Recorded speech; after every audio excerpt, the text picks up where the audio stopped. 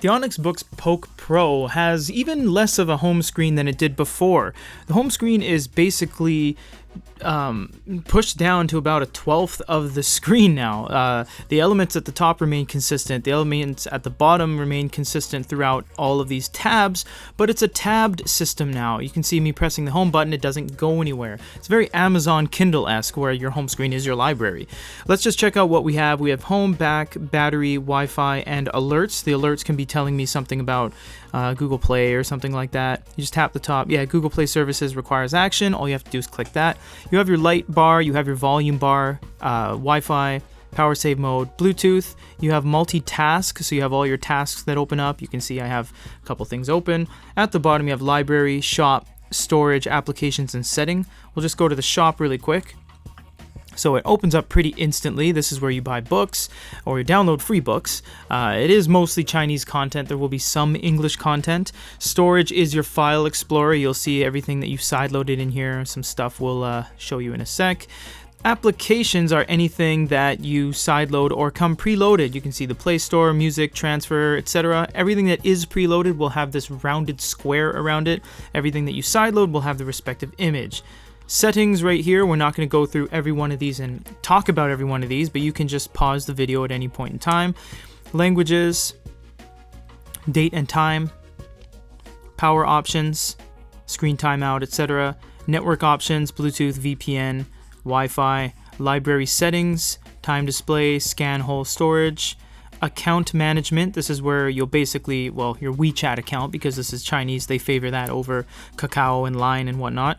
You can see you have both unknown sources, USB debugging, and enable Google Play. That's a separate toggle they have because of the shutdown of basically all Google Play services on e-readers as of this year summer. You have the model number, update number, and a feedback form as well. There's always been lots of options on Onyx devices. You have font face, Chinese font face, English font face. Note the amount of fonts. These aren't font numbers, these are pages. You have 26 pages of fonts. I can't even stress how this is literally the most fonts that have ever been preloaded in any e-reader line ever. 26 pages of fonts. You have text styles, spacing, paragraph, page margins, indentation, and some technical stuff for you dweebs out there, me as well. UTF-8, simplified Chinese, traditional Chinese, Russian, OEM. There's a whole bunch of stuff here if you're dealing with different formats of books. You have contrast. You can choose the contrast level, the boldness, set global preference, which blankets all of your settings throughout all books. Rotation, because this doesn't have a gyroscope, has left, right, up, and down, and more offers. Let's click on it. TTS, front light, refresh, slideshow, and settings. Up at the top, you have some dictionary, table of contents, which does work on side-loaded content, as you see right here. And you do have the ability to obviously page turn by tapping or swiping, and you have long press. Long press opens up copy, highlight, annotation, dictionary, TTS, and you can switch your dictionary with the toggle right there. So yeah, lots of options. It's absolutely packed with options, and it gets even better because this is only the stock experience. You can sideload in any APK file you want and use that one. PDFs are always a really sore spot with our community when we talk about PDFs on 6 inches. Everyone always says, why are you doing that? What's the point? Well, I mean, come on, guys. I mean, you guys asked for it just as much as you say you don't want to see it. So we have to show it, unfortunately. You don't have a minimap. You do have a zoom factor, which basically just tells you how much you've zoomed without any real frame of reference. It is all right.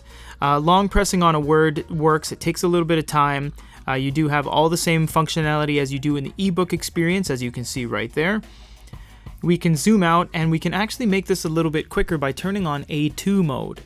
From the home screen, you just tap the A2 mode button right there, go back into your PDF. Now everything is in A2 mode. You can see everything is snappier, there's less refresh, there's more staining, and the quality is reduced on your content, your pictures, your PDF, your grayscale, but the trade-off is huge because the thing gets so much quicker, so much more fluid, it needs less time to render, it's very usable. A2 mode is a godsend. Even though there are a lot of drawbacks, the pros outweigh the cons. Tapping in the center, you have so many options. I just want to end the video right here. Oh my gosh. So you have zoom in, zoom out. You can zoom in by rectangular selection, crop to page, crop width, navigation, comic mode, text reflow, manual crop, article mode. There's a more for a more. There's different types of crops, different types of columns, direction, up, down, left, right if you're reading manga.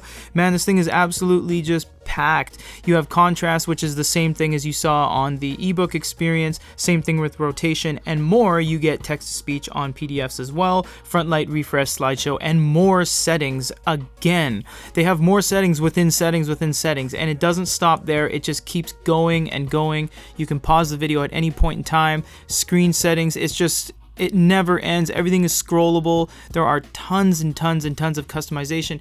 And again, you can load in other PDF reading software like, Microsoft, or you can put in Adobe or whatever you want on this. So this is just the stock experience, and it is crazy.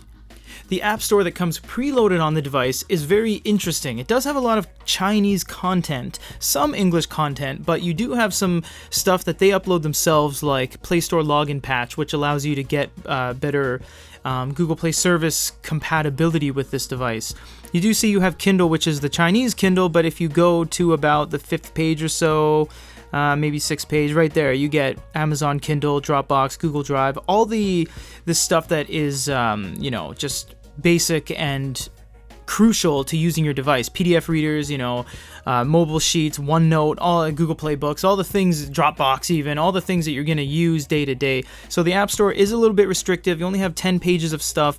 If you do want a lot more apps, you can go to the Goody Reader App Store, where we have over 50,000 apps. There's a lot of content there, all catered towards e-ink devices as well. So the glow light on the Poke Pro was something they really didn't go full tilt with. It is a little bit on the dark side, although the distribution is very nice, side to side, top to bottom. You do have the moonlight icon that goes basically all the way to -16, just kind of a different way to gauge things. They basically mean from 0 to 16 in either direction, or you can go to the warm lighting, which actually gives you a little bit of an orange glow to it. So they have both of these, and there's a slider bar in between, and you can toggle them to and from. The only gripe I have about it is that it's not the brightest. You can see my hands here aren't entirely illuminated, although the distribution, like I said, is very nice, and there's no weird bleeding around the bezels or anything like that. To get an open Android 6-inch device with 300 ppi, Android 6.0 out of the gates, and 2 gigs of RAM is not an easy combination, but the Poke Pro does it.